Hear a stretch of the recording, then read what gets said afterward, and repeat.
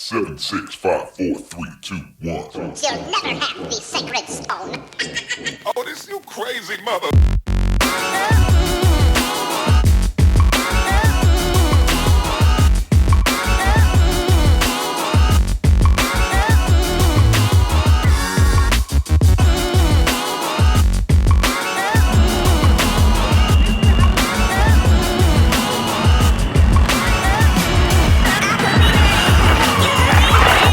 All right, so made it to Cincinnati. This week, Cincinnati, heading back to St. Louis, working from home for a day, Washington, D.C., and then Boston. Let's get this week going, shall we?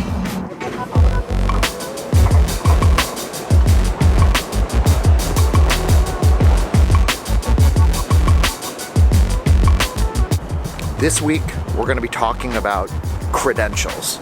Doesn't sound very exciting, but it will be. We've got a 4-city week this week, people. I'm an accounting major, went to law school, did not sit for the CPA, but do have a license to practice law. And we'll get some others' perspectives as well as we head into the office today. I'm gonna try not to get run over here.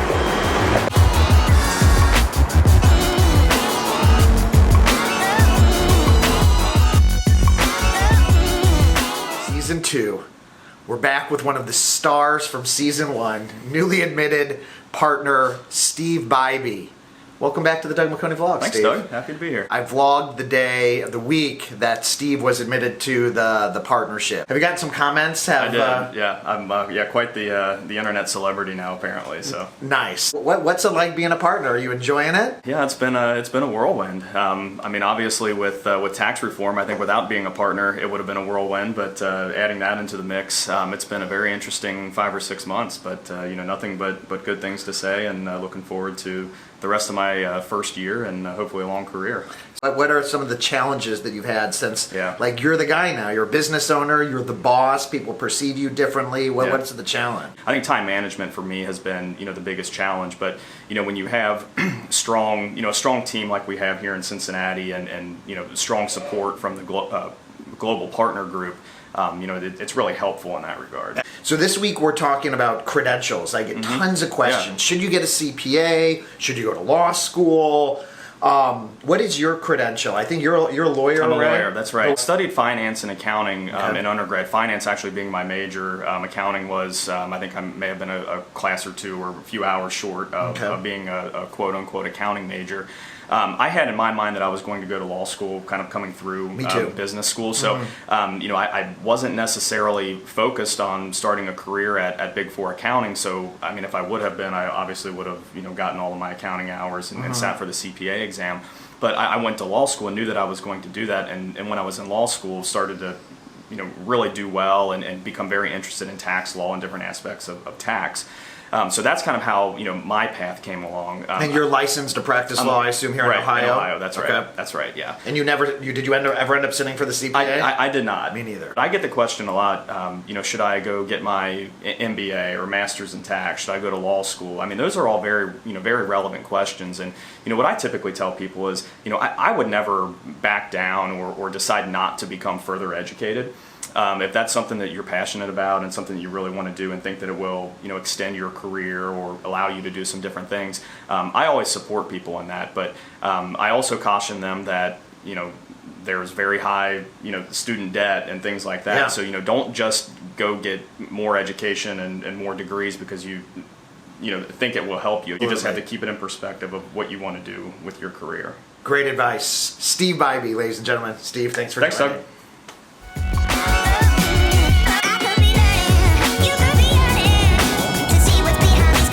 Great client meetings in Cincinnati. I am now driving back to St. Louis. Don't ask. When I drive, I just literally will do conference calls the entire time. It's about a 5-hour drive. I'm licensed to practice law in both Missouri and Illinois, but one of the few regrets that I have in my career is that I did not sit for the CPA early in my career when I was qualified. It's time for my next conference call.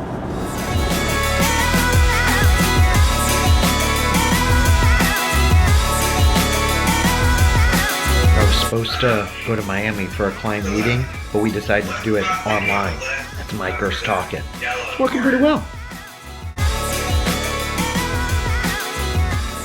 As Bybee suggested, when thinking about getting extra degrees and extra education, you need to balance that with the opportunity cost of being able to go out and find a job. And it certainly helps to have extra letters behind your name. One of the things that I contemplated was getting an LLM. Once I had graduated law school and went to work at PwC, that getting an LLM was just more of an opportunity cost than I was willing to pay. I need to go board a plane to DC, back in Lambert Airport.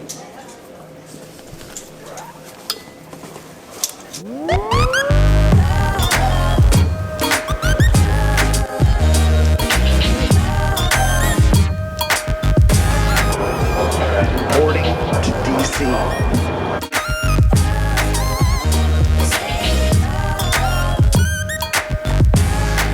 Back in Washington, D.C. today, heading to the office where I'm going to be sitting down with Will Morris. Will is one of the top international tax thinkers globally.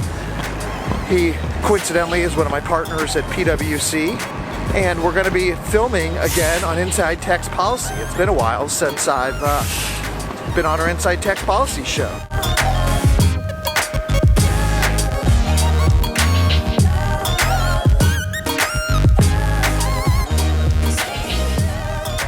Will Morris, ladies and gentlemen, we're doing the Inside Tax Policy. I just realized that apparently I'm being interviewed and I'm not interviewing this guy, but we're gonna mix things. We're gonna mix things up a little bit. This is the star. No, he's the star. And we got a frequent back to my log. All right, we'll head into the studio. Where's the drone?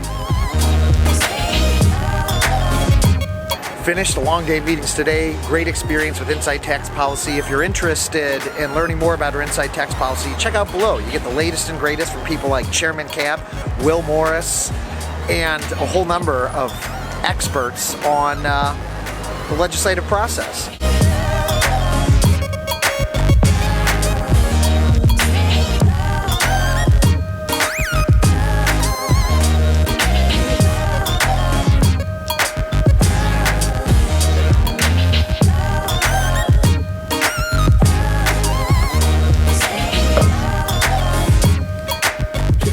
Be called the iPhone X as opposed to the iPhone 10. Those are my girls. So I'm in the Boston office today. I'm sitting in Stephen Moshe's office. Stephen Moshe was in one of my vlogs from season 1, and it appears that a spaceship landed on Stephen's desk.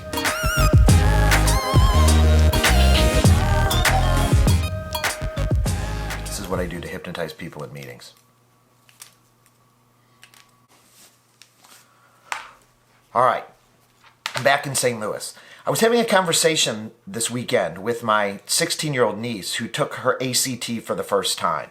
She did an 8-week study course, and then she did the exam, and I'm incredibly proud of her for following through and doing all of that.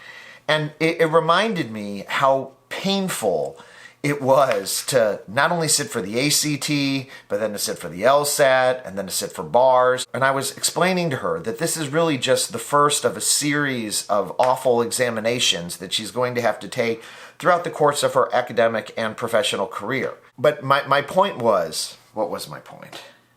My point is that the more you take these exams, the more you practice, the better you're going to get, just like anything else in life. For those that become eligible for exams as they finish their academic pursuits and have the opportunity to get qualified, like a certified public accountant, or after you've gone to law school and have the opportunity to take the bar, my suggestion is that if you're qualified, sit for those exams as close in time as you can relative when you graduated, because this stuff is only going to leak out of your brain. Thanks for tuning in to another exciting edition of the Doug McConey vlog. If you like what you see, mash that like button. You know, the comments, people, I'm getting a lot of views, not a lot of comments still. I like to talk to you guys. You know, we're like a family. And I need to feel some love back.